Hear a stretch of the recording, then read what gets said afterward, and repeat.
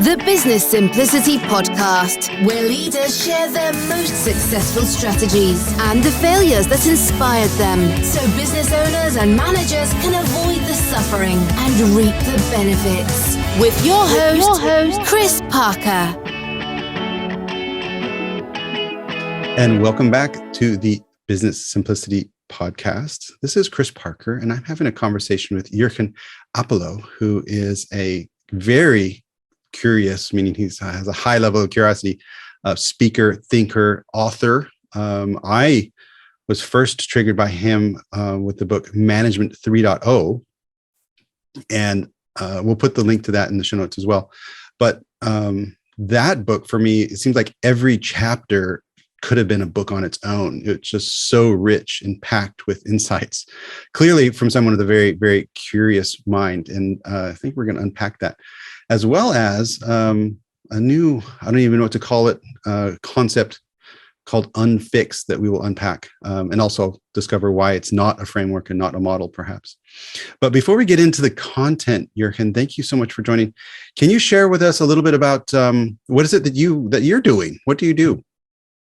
Hey, Chris. Well, thanks for the invite. Great to be here. What I do, I usually summarize it as I'm an author and speaker and entrepreneur. Those are the three magic words for me. I love writing books.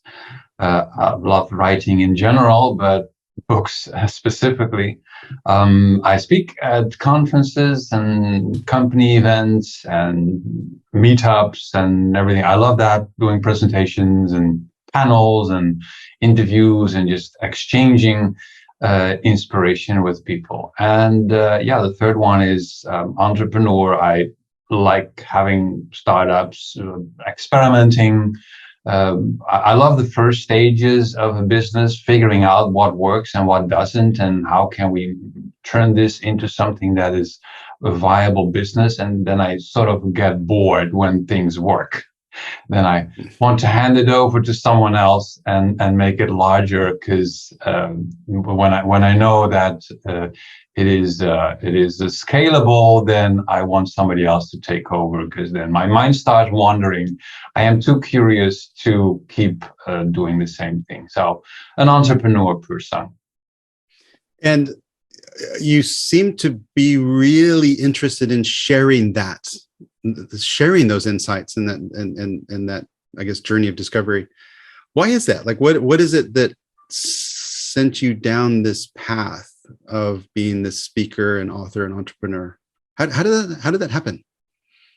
Good question. I noticed that it makes you likable when you just share what you're trying, what fails and what succeeds, and what you learn from it. And you get a lot of respect that way, a lot of recognition, leading by example, practicing what you preach. So for decades, I've always been very open, trying things out. Actually, that is often my message to managers out there. When I was a middle manager and an executive a long time ago, when I was still employed, I ran experiments. As a manager, I tried stuff, and I didn't go around telling people to change or behave differently. I invited them to things I wanted to try. Let's see if this works. And what if we organize our teams like that? What do you think? I got people's input, and then we tried. And it turned out that it was much easier to get people along, because if you say, this is an experiment, I have no idea if this is going to work, but it seems to make sense because some other people out there are doing it. So let's see if it works in our context. Then you get many more people to come along with you to try the experiment. It is safer that way, and also more honest, because I cannot promise that the change is going to work, but it is worth trying in a safe way. So I just noticed very early that this is a great way to make progress, to learn together, figure out what works, what doesn't. It made me a more respectable person within the organization. And then when I shared the learnings even publicly on my blog, I got a lot of followers, and publisher reached out and said, "Hey, we'd like to publish your book, and can we sign a contract for that?" So it has only been a good thing for me to share my learnings and be very open about my failings and my few successes. Yeah, I guess as long as you have a few successes, maybe a few more than the failures, or usually you have more failures than successes, but as long as there are sufficient successes, then people will be interested. Sufficient enough. I guess it already tells us a lot about you. Meaning I don't know if it's a paradigm, but sometimes people think managers or executives should know the answers. Like, hey, you're in charge. You should know the truth. Tell us what to do. And I've always felt that's a bit of a fallacy. And so I think if you're just giving it a name and saying, hey, this is an experiment, I'm not sure either, I can imagine that creates a much more comfortable space. Yeah, I felt indeed that it made my safe space among people, because I didn't have to be right. And it also made it safe for them. It's win-win. So in the spirit of curiosity and going down rabbit holes, because I definitely want to get to the unFIX concept, but do you have a favorite glorious failure from any time in your career that you're like, oh wow, that blew up so magnificently, and like caused by you would be even more fun, and obviously there would be a lesson probably trailing very closely behind that. Do you have something you can pull off the top of your head? Sure. We sadly have only 30 minutes. Yeah. But I have some favorites, of course, that I have shared before. One of them is I was Entrepreneur of the Year in the Netherlands in 1999. That was during the .com bubble, when I had a website that earned me a lot of money at the time, more than I made with my daytime job, through advertising and sponsorship. And it was very simple. It was just a ranking of the most popular games on the planet based on votes from people. I was one of the first who did something like that. I started in 1994 or something. Before there was even the World Wide Web, that still had to be born. I was already doing the polling of the most popular games in news groups, Usenet news groups at the time. So I had this most popular ranking of games. I was invited by the games industry to come visit the game studios, because I was sort of a little bit of a celebrity with my list. And of course, I turned that into a startup. I wanted to make it big. And I wrote a business plan of 60, 70, 80 pages. Made me Entrepreneur of the Year. It was beautiful looking business plan with lots of graphs going up. Revenue was going up according to my plan, and profits were going up, and number of employees, everything was going up according to my plan. It looked beautiful. And then I got informal investors investing in it, so made it a real official startup. And a few months after I started with hiring 6-7 people, we experienced the .com bubble bursting. That was February 2000, if I remember well. And then all the income disappeared, vanished, decimated within just a month or two. And a year later, I had to wrap everything up and find myself a decent job. What was the key takeaway? Like, what was the main learning? Because I don't think we could have. Maybe we could have anticipated the .com bubble, because that was just crazy time. But I was in the ERP software space, which was just party time until the same point, and then the whole circus collapsed. What was your key takeaway from that glorious failure? The key takeaway, I think I didn't really have a vision for a changing world. As I said, the business plan just assumed that we would do the same thing, only 10, 100 times more and bigger and larger. And that was an assumption, of course, that didn't hold up just a couple of months later. And You need to, that's what I learned. You need scenario planning. You need options. You need to know the multiple roads towards an uncertain future. And I had no idea what I was doing, basically. So that's something I learned, that we need to survive in a very uncertain world. Don't plan too far ahead with lovely looking graphs. I don't do that anymore. I'm happy enough if I know what happens next month. I keep my options open, and let's just see what happens. Well, let me grab on. Thank you for sharing that. Let me grab onto that and bring us into the world of unFIX. And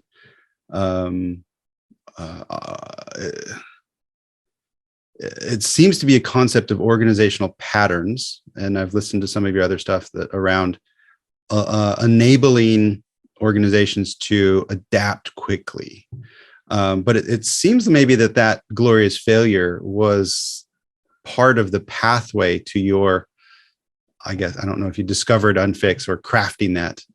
Is that part of the origin of the unFIX concept? And then second question, I know I shouldn't ask two questions at the same time on podcasts, but the second question would be, just continue on that and maybe explain in your own words what unFIX is all about. Well, if you'll allow me, I will reverse the questions. Great. Go for it. So first, explaining what it is, I call it a model or a pattern library for versatile organizations, companies or businesses that want to deal with an uncertain future, and that have to maybe restructure themselves continuously, because form follows function. If you do not know exactly what your business does next year, that means that the structure is probably also uncertain on the inside, because the structure needs to follow from what it is supposed to be delivering to customers. So it's a pattern library with lots of common sense practices from all over the world, all of them borrowed from other sources. I am, in that sense, not a very creative person. I just happily credit other people for their amazing work, and then absorb their thinking into a cohesive model, a cohesive pattern library. So that's what it is. What kind of team types, what kind of communication patterns, and so on. I have a model for that.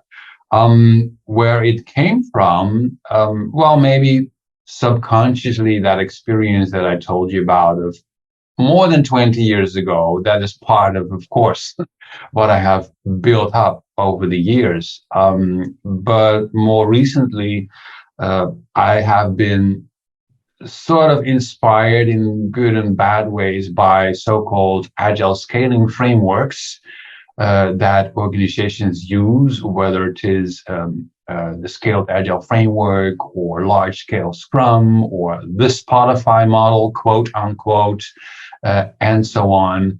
There's Holacracy and other more extreme versions. All of them have their interesting suggestions, but I find them too rigid in the sense of offering, well, one framework. It's in the name itself. A framework is a rigid structure that offers you something to be flexible within.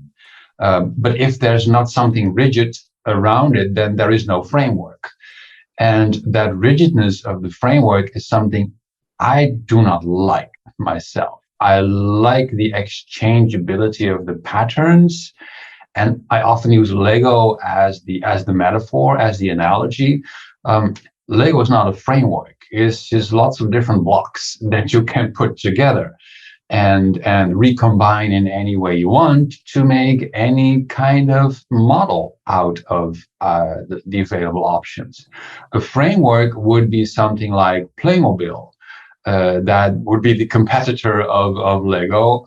When I was young, I had this fight going on in my family together with my brother. I was a Lego fan and he was the Playmobil fan. And Playmobil was different. You got the castle out of the box and then you put it on the table and there you had your castle. You couldn't turn it into a hospital or a dragon or something. It was a castle. That was it. And then within the castle, you could move your figurines around and everything. And yeah, that was fun for him, but not for me. I thought it was boring. I couldn't make it turn it into something else. So I use that analogy to explain the difference between a framework versus a pattern library. A framework has something rigid. You cannot change it. You can move things around within it, but you're stuck with the outline. And with a pattern library, everything is an option. Every Lego block is an option, and you put them together in certain ways. They come with constraints, with rules, like you cannot put everything together in every way. No, they're supposed to click together in a certain ways. That's what I like about Lego, and that's what I like about pattern languages. And I was inspired by the success of frameworks. I thought we need to keep the good parts of frameworks because they do contain good ideas that work in other organizations. There are very intelligent, wise people behind those frameworks, but the way they are sold as rigid combinations of the patterns, that is what I want to leave behind. And that was the reason why I started working on the unFIX model. And to be fair, I'm not the first one to come up with the concept of a pattern language. The concept has been out there for decades. Christopher Alexander was the first one in city planning and architecture, urban design. He used the word patterns the first time, and since then, many people have created pattern languages around certain topics. So I'm trying to do that for organizational structure and development. Yeah. I have a number of questions related to how to apply and some specifics about the unFIX pattern framework, pattern model. Yeah, model. And I would really suggest that people go to unFIX.com, and it's exactly as it sounds, UNFIX, and right there you can see the model. And hopefully today we'll pick apart or unpick some of these things in the unFIX model. But if someone wants to consume it, and I don't think it's something you apply by the book, but where would someone obviously go to unFIX.com, but how would, like if a business leader wanted to start to be inspired and adopt some of this, what would that journey to unFIXing look like? Well, what I typically suggest, and that's something that I have found to work well with a couple of organizations that I have been talking with, is first paint what you are doing now, trying to use the patterns that the model offers. I've done that with a couple of case studies that are published on the blog, on the website. I've just been painting what organizations are doing now, because plenty of companies are already doing good things. If they have agile teams, they have what I call the value stream crew. That is the pattern for a self-organizing team that is responsible together for delivering some value to a customer, whether you call them Scrum teams or Kanban teams or agile teams, I don't care. It's the same pattern. It's a value stream crew in our language. So you already have one. Yay! That gives you maybe a sense of confidence. We have our first Lego block in place. And then there are more that you probably recognize, the things you're already doing. So try to paint what you do now. It's not like you start from scratch. You already have a couple of things in place, quite probably.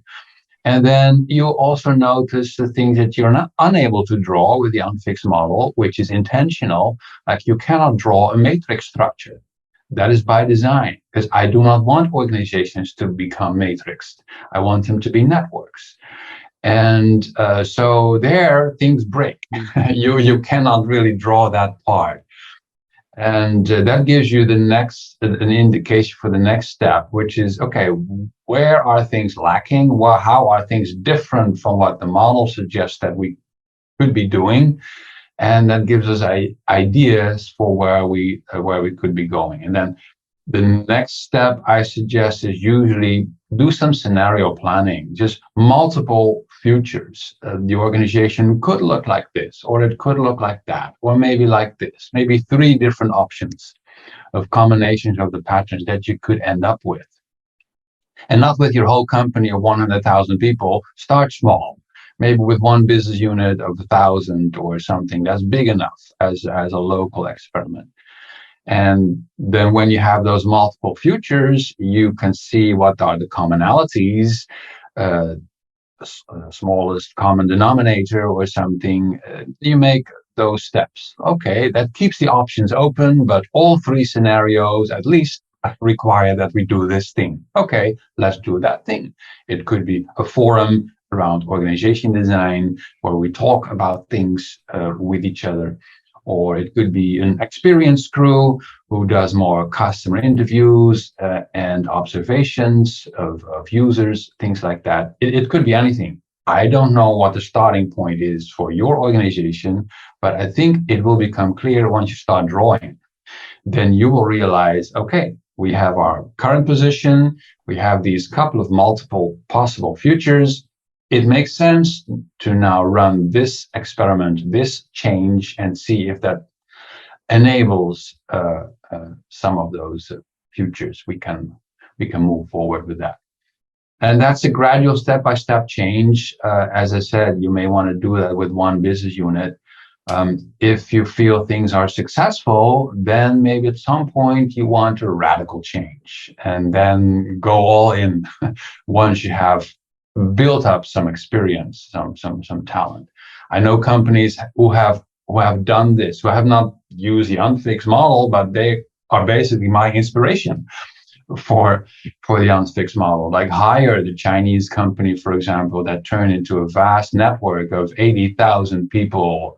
It's just unimaginable. I was there 10 years ago when they just gone through that transformation, and that was quite a radical change. The CEO told me.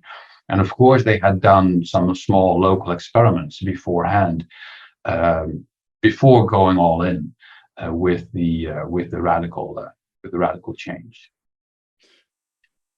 Hire is an I've never been there, but read a lot about it. But that's how many thousands of small pods or cells that are in principle competing with each other.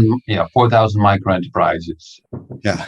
It's and it's incredible that works and succeeds at scale, like in an absolutely fascinating way. There's one dimension of there's 2 dimensions I think of the model I want to pull out. One that I'm intuitively, it makes me itch, like in an uncomfortable way, and the other one makes me itch in a positive way. And the experience crew, and if people look at unFIX.com, it's the pink, area on the right side. I can intellectually grasp that it'd be great to have a team that's looking at end-to-end value, but it makes me scared that the awareness of end-to-end value, that the other teams might just delegate to that. Say, okay, well, they're dealing with end-to-end, so I just have to do my part.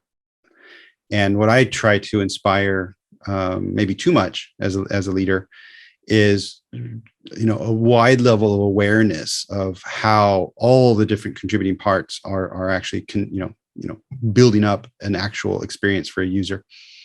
How does the experience crew ideally support that end-to-end value without being that, oh, we're leadership down in the corner office on the left, and all leadership happens there, because of course that can't be true. How does that work in practice? Well, I maybe best explain it with an example. I have done a case study on Coolblue, which is the 2nd largest web shop in the Netherlands. Big fan, happy customer. They have a net promoter score of 67, which is very, very high. And one of the reasons they have that is because they have practically an experience crew in every domain that they use. And a domain is 20, 30 years people. They are very customer focused. So, for example, we have a domain that does the browsing on the website. Another domain does the checkout with the shopping cart. Another domain does the deliveries of the packages and so on. So you have about 30 domains of different parts of the whole customer experience. And the issue is the Scrum teams, they work with standard Scrum, basically. The Scrum teams do the end-to-end stuff per domain, right? So they make sure that they can release frequently, they improve their thing, their part of the entire platform, but they cannot be expected to have the holistic view across the entire journey of the customer, because the customer may start out on their mobile phone and then switch while shopping to the website, then actually walk into a physical store to discuss the order that they have in progress and haven't finished yet, and so on. So the touch points are across multiple domains. There's different Scrum teams involved with all those different points of contact with the customer. That's what the experience crews are for. They're called business analysts. They don't use the term experience crew. I mean, they have figured it out, this issue, long before I started modeling with the unFIX model. They call them business analysts, business owners, data analysts, etc. The people who watch the behaviors of customers, who figure out where do people get stuck, where are things going wrong when the customer travels from one domain to the other, because the customer doesn't realize that they're dealing with multiple Scrum teams with just one purchase of one product. Yeah. That's not their concern. They don't care. They care about their whole experience. And for that, you need service designers, you need user journey mappers, etc. That's a different talent to understand the experience of customers. And for sure, the work of building the product is not done by the service designers and the user journey mappers and the business analysts, but their data, their learnings have to be shared with those Scrum teams.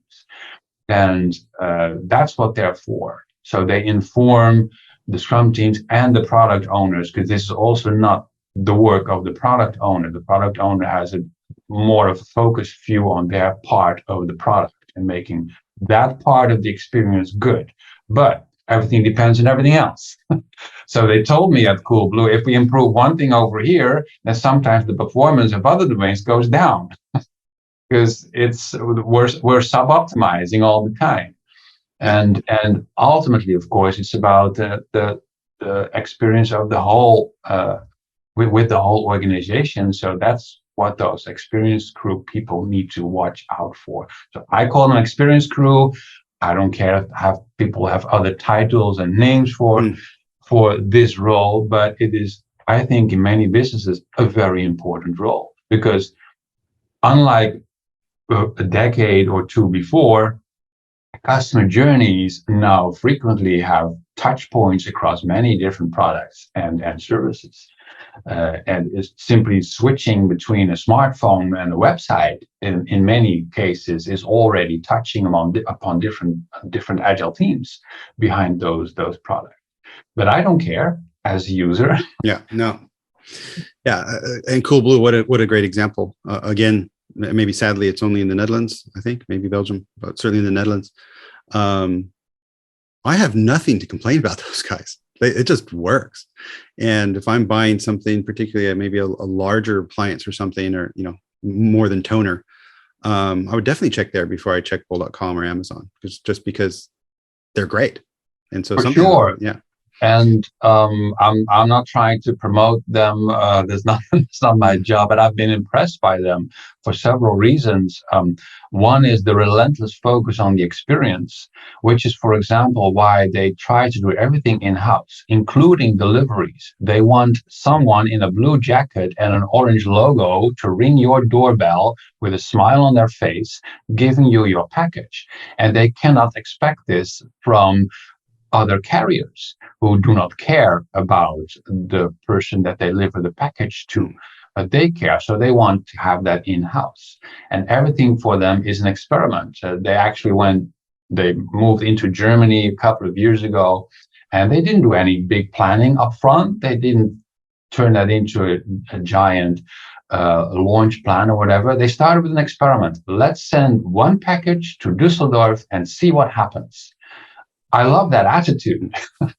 And then once they got that learning, they started iterating from there. What else do we experience when we start sending 10 packages, etc.? And then they scale it up. So this experimental mindset, iterative and incremental, no big planning upfront. That's what got them where they are now. I love that. Also in Europe, because from an American perspective, it's all Europe. But man, once you cross one of those imaginary borders, it's wow, things can go very differently fast. Now, the dimension of the model that made me itch in a positive way, and I think it's in the governance crew, the blue area on the top, and I'm stealing this from another video of you I saw. That's where managers go, and I kind of like the idea implied there that the managers aren't mucking in the other parts, and so on that one, it made me itch too. Like, okay, I can get my head around that. Can you unpack the governance crew? And I guess adding on to that, I do believe there's a role for managers, because sometimes in my agile religion conversations, they like death to managers. Like, no, there is a place for this. How does management work in this? Well, of course, you know that I wrote the book Manage 3.0, so I am definitely someone to say that management is important. Maybe not managers as a function, but management as an activity is relevant and even important. I say manage the system, not the people. I don't like the idea of people managers. I like the idea of system managers. Like we have traffic managers, etc. They manage traffic. We also need people who manage the system that we call the organization. That is actually a skill to develop. And those who specialize in it, we tend to call them managers.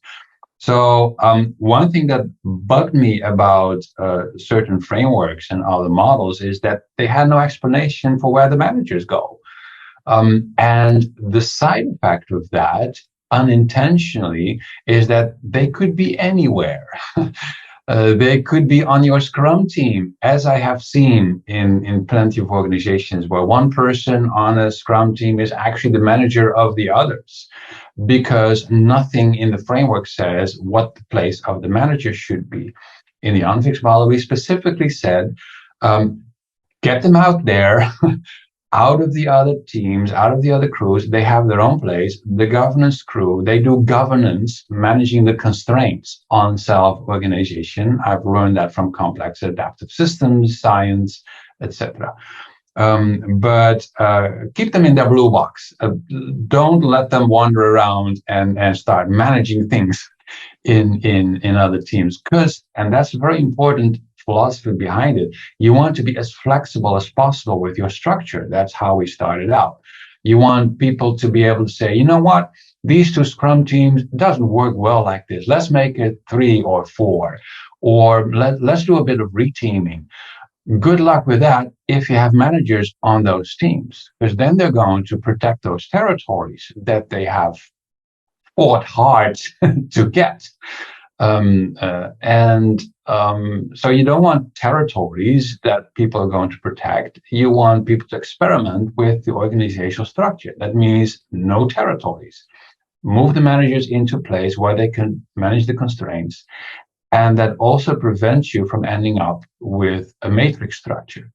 And one thing that has inspired me very much in a book by Nikolai Warren about organization design, from his findings, he said that when you have a matrix structure, then you easily end up with a more centralized organization.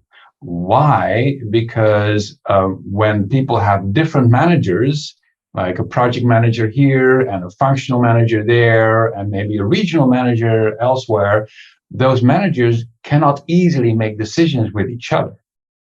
particularly if they don't know each other well, they will escalate more problems higher up until the problems converge into one person, like the CEO at some point. Yeah. So an unintended side effect of the matrix structure, and this has been validated, is that more problems are escalated further up the chain. And that means that it leads to more centralized decision making, which is the opposite of what you want. You want decision making to happen very near to the customer. And that was for me an epiphany. I never realized this, but it has been confirmed multiple times that people I spoke with who work in matrix organizations, yeah, my CEO is making the silliest decisions about things that happen on Scrum teams because the managers cannot agree. And that's the result of the matrix. So the unFIX model specifically tries to prevent you from making a matrix. It should be a network. But it does offer a place for the managers to go, because if you don't draw a box somewhere and tell them that's your place, you have important work to do, but you do it over there, then they could end up anywhere. Would you say that the Management 3.0 book is the user manual for the people in the blue box? Is that? For sure, yes, yeah. That's that. I even gave it the same color because the color of the Management 3.0 brand is blue. So that sort of fit the whole purpose in the unFIX model. That's the blue box. Managing for Happiness and the other books I wrote before are perfectly applicable to that team. So I have to jump into the Management 3.0 book, and maybe this is a question you haven't gotten before, but I'm talking about Marty here. Marty, the Management 3.0 model, and when what might expect to see, and I'm going to hold it up. So sorry for people who aren't watching this, but you can get Management 3.0, the book, and turn to page 13, and you see this sort of, I guess, amorphous, multi-eyed, octopus-like creature. Like, wait, this isn't a management model. This is, I don't know what this is. So, okay. So, can you take that Marty out and goo that thing into the blue box, or what is the takeaway of? I love it, by the way, because it made me like, what is this thing about? It was captivating. Tell me about Marty. Marty. Well, I wanted something that distinguished me and my work from the boring stuff out there, where people have good ideas but very uninspiring pictures with rectangles and squares and whatever. And I thought, for me, I'm inspired, as I said, by complex systems, complex adaptive systems, networks, organisms, etc. So I thought I want an organic looking picture. And I'm a person who likes to crack a joke every now and then, also in my books. So part of it is tongue in cheek. You learn a lot, but indeed, it has to be fun as well.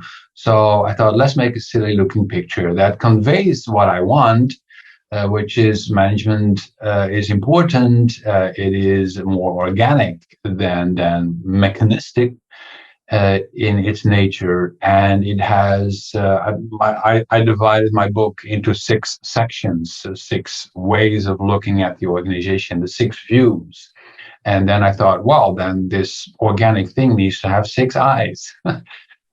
So I came up with a silly looking thing, and then I named it Marty, the management monster. That was tongue in cheek, but people loved it. Actually, you can buy Marty puppets. Oh, really? With 6 eyes. Yeah, you can find them in the store or something. I have seen them. It's super cool. Because indeed it resonates with people that it doesn't look like a boring management model. It is something to have a bit of fun with. It is a serious topic, but we should be able to laugh at the same time. Let me bring in one from going down. How does it make you feel that someone took Marty the management monster and puppetified it, and you can buy that on a shelf of a store? Just you as a creator, what happens within you when when you discovered that? That must be amazing. I feel terribly proud. Yeah, Yeah. it's been how long ago? 13 years ago that I wrote the book, and I had a version number in it, Management 3.0, not believing that it would exist for so long, and that still now it is growing.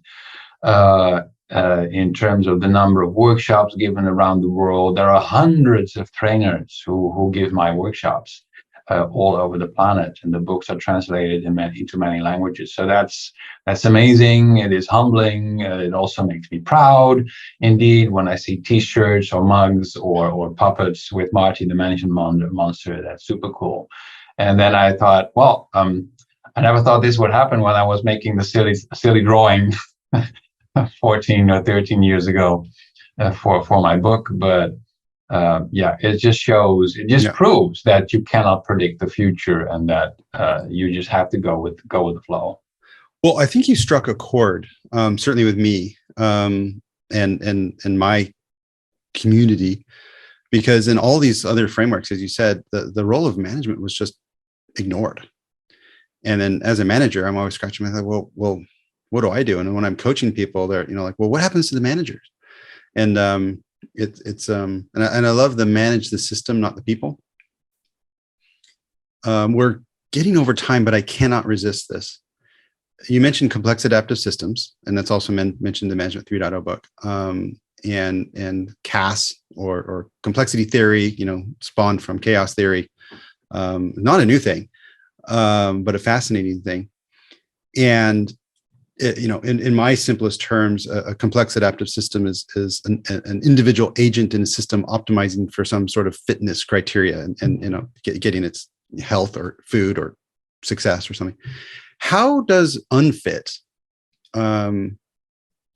create the space for, I guess, performance optimization from a complex adaptive systems theory perspective? Is that sort of the juice that's flowing through this, or am I connecting two things that aren't related?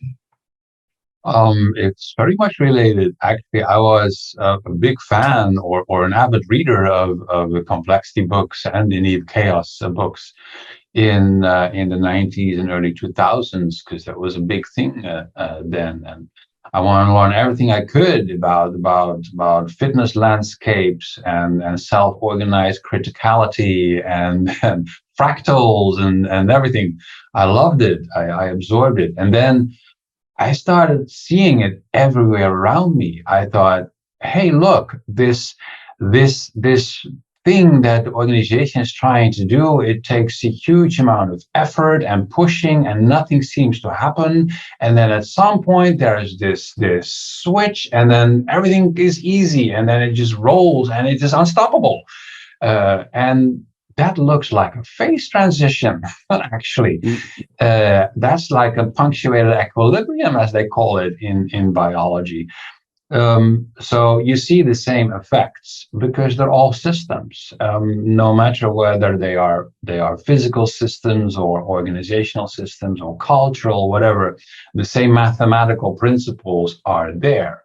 And that's when I was inspired to write the book Management 3.0, because I thought I need to somehow apply this to organizations. And I do see the need, indeed, as you said, for managers to play a role, to not just let themselves be erased, because that makes no sense. I mean, an organization is not 20,000 Scrum teams. You need a bit more than 20,000 agile teams if you want to produce a large platform like Spotify or Netflix or whatever.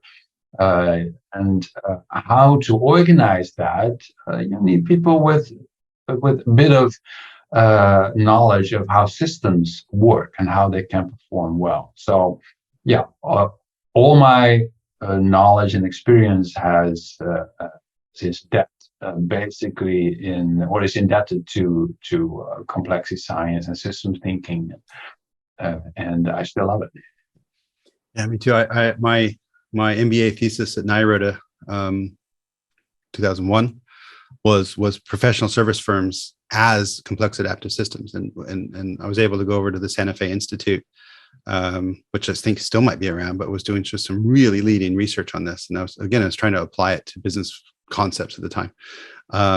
So again, it really perked my interest in like, okay, there's an essence here that I'm familiar with. Last question for me, and then I'm curious if there's anything you need to know before we wrap up. But if managers are managing systems, who manages the people? They should manage each other, as far as I'm concerned. Let's take traffic as an example. Traffic managers manage how people move around, where they can and cannot go, but they do not talk with each individual driver, helping them to get from A to B. That's not their role. Their role is to optimize how traffic works and enable people to get where they want as fast as possible with as few casualties and problems as possible. I see that as a great analogy for organizations. I do not believe that managers are supposed to be the coaches and the mentors of the people. I call that management 2.0. It is sometimes meant with good intentions, but it does come with this assumption that the manager knows more, is wiser. There's implied in the idea that the manager is the coach and the mentor and helps people with their personal development and basically is the people manager. There is this patriarchal notion behind it, and I say no. That's not the job of the manager. The manager needs to know that coaching is a capability that the organization probably needs to offer, and then make sure that there are coaches available for those people who would like to have a coach. But why should the manager do that work? That makes no sense to me. Like in traffic, we know that drivers need to be educated about how to get from A to B without causing any problems. So you make sure that in the system there are driver's instructors, that there are, et cetera, et cetera. But you don't do that yourself as the traffic manager.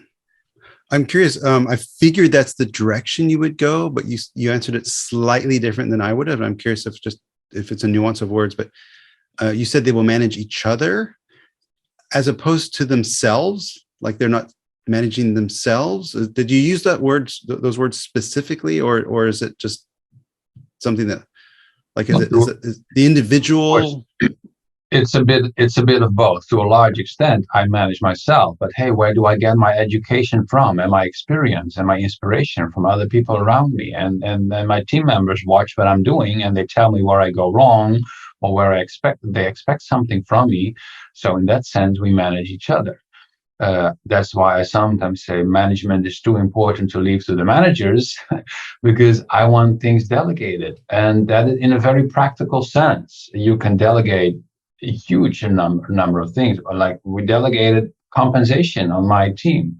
I am the CEO, but I do not decide who gets paid how much. We have formulas for that. We have a system where people evaluate each other, and the only thing that I need to do is convert the number to that comes out of the system to an actual payment and make the transaction. It costs me just a few minutes per month. I am very happy as the manager that I don't have to do all those conversations with everyone about what they wanted to do and what they didn't do and what their plans are for the future, and then checking up on them. And oh my God, that's not capable, that kind of work. Let the crowd do its work and give evaluations to each other in a peer-to-peer 360 version. You can make systems for that. You can delegate almost everything, and that's why I say let them manage each other, let them pay each other, come up with a way of compensation and feedback and personal development and support and coaching in a way that is peer-to-peer, because that would be a network. Then you're scaling out instead of scaling up. And we can go back to hire to finish it up. I talked with Mr. Zhang a long time ago, the CEO, and he didn't tell it to me, but I read that in some of the articles. His favorite way of working in the day is 4 hours of reading books. That's how he wanted to spend his time as a CEO, just reading books. And that also included a lot of complexity science and systems theory, by the way, because that was the kind of manager he wanted to be, and that he thought the company needed, someone who thinks in terms of systems and doesn't waste his time with personal development plans with dozens of people reporting to him. That's a waste of your time. And I completely agree with that. I would like to be that kind of CEO that just reads books and is inspired by how systems work, and then let people do their thing and manage each other. And I think that will be a beautiful way of growing an organization. It does sound beautiful. And if people would like to experience this a bit, again, go to unFIX.com, unFIX.com, and there's a model, and Jurgen invited you to try to model your current organization on it, maybe do some scenarios and say, well, how could this play out in different ways, and maybe see what in your current organization structure doesn't fit, and then maybe have that conversation on like, well, why does this element of how we think things work not fit in this other model? And I guess the most important thing is then have some discussions and dialogue about that and see where you want to go. Jurgen Appelo, thank you so much. Speaker, author, entrepreneur, and genuinely curious guy, and about everything. I love that. Thank you so much. Jurgen, thank you so much for joining. This has been a great conversation. Thank you for the invite, Chris. I love the questions. Thank you so much. Thank you for listening. Download the Simplicity Toolkit from Ebullient.com to discover the power of the Simplicity Scan and Sprint. Don't forget to like and subscribe to the podcast on your favorite player.